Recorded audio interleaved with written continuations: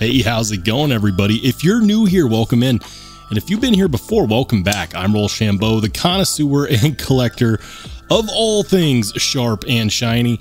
And today I am unboxing a knife that was loaned to me by a company many would consider to make the most premium American-made production button lock knife, period. And today we aim to find out. The knife that I'm using for the unboxing, in case you're curious, is the Devo Nip, and this is a knife that I use for a lot of unboxings. Great little knife. If you want to check it out, I will link it up in the corner.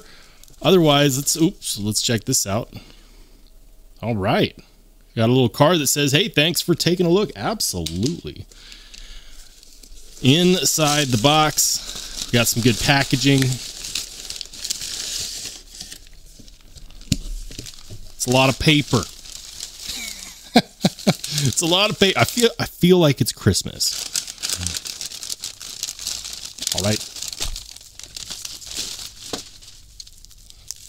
All right, guys.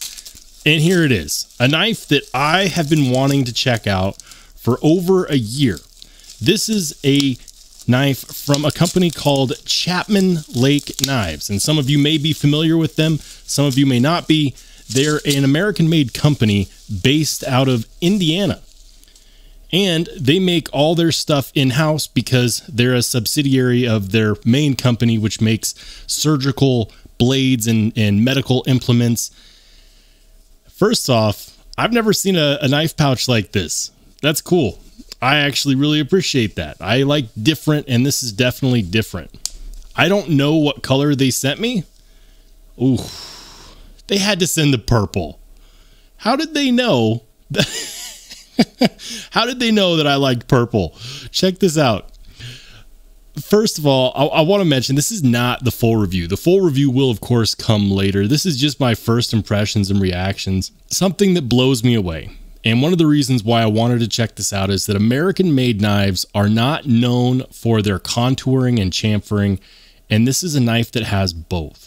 It's not a cheap knife, and American-made knives, generally speaking, are not. That's nice. That's nice. We have a CPM 20CV blade. So the blade steel material is made in America, and the heat treat for this is between 61 to 62 HRC, which for 20 CV is perfect. Next, we have contoured and chamfered titanium handle scales, and it's a plunge lock design. Oof, that is so good. There is absolutely... I'm sorry, that flipper tab completely took me off guard. That rockets out. What? That is... Okay, that fires with authority. It might as well be an automatic for how hard that fires. That's crazy cool. Yeah, no, the chamfering and the milling on these handle scales is impressive, and it's comfortable. Boy, howdy, that is comfortable. Now, it does have thumb studs. The thumb studs work really well. This is what I would consider to be a drop point style blade or a spear point. It is almost a Tonto. This is the CLK2D, and it's the second rendition of a knife that they released a year or two ago, and man, they did a great job on this. Now, these are not cheap. These currently go for about $500 to $550, depending upon if you want DLC coating or not. This hardware is really, really interesting to me because I'm not used to seeing body screws like that. Check that out. That is a deep recessed body screw. That tells me that when you go to take this apart, you are not, in fact, going to strip anything. What's that screw size? I know this isn't a review, but I have to find out. Is that... Yeah. T8. That is T8 hardware. Now, I'm not noticing any jimping here on the spine of the blade, but we do have a little bit of billboarding on the spine of the blade. That's the perfect place to put it. It just says Chapman Lake Knives. On the flipper tab, it says Bloomington, Indiana, which is, of course, where it was made. Check this out. We've got a 3D milled titanium pocket clip. There is no back spacer. That's okay. But the inside of those handle scales has been milled out for some extra weight relief. And this is one of those that they did a fantastic job getting the colors to kind of pop. The purple and the turquoise look really good, and that action is silky smooth.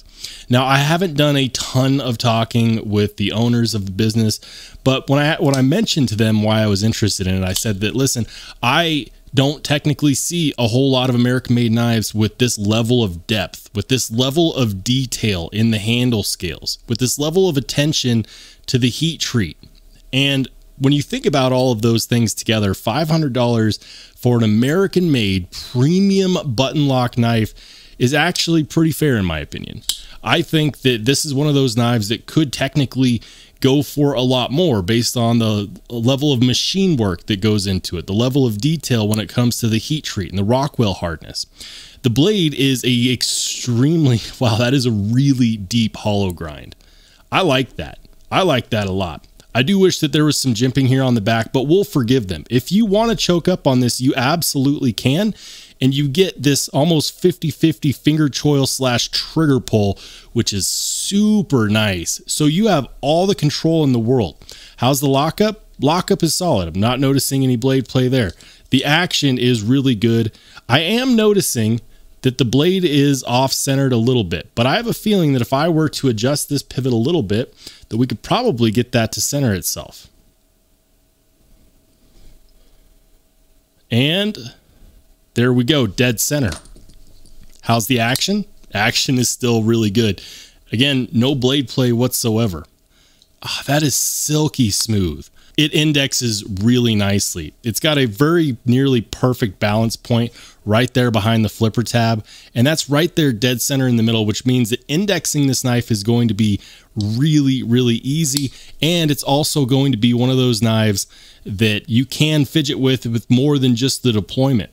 I'm a fan of this blade shape, and I'm also a fan of how wide those edge bevels are. Check that out. That tells me that right out of the box, this is going to be really slicey. Just testing that edge, it is very, very thin there behind the edge. So this is going to be one of those knives that doesn't just look good, it's also going to function really well as well. I don't typically get too excited about button locks anymore, but there are some exceptions. I really liked the ProTech Malibu that I checked out recently, but this is really in a league of its own. This makes the ProTech Malibu look like it's not the king of button locks. I'm extremely impressed with this so far. Man, that is nice. The purple ano on this handle scales is sweet, and I really, really do enjoy the duality of the colors that we have here. Yes, it's loud, but it is beautiful. I like the fact that we have the plunge lock up here at the top instead of back here, which we traditionally see on a lot of button locks. And I also like the inclusion of thumb studs instead of just a flipper tab.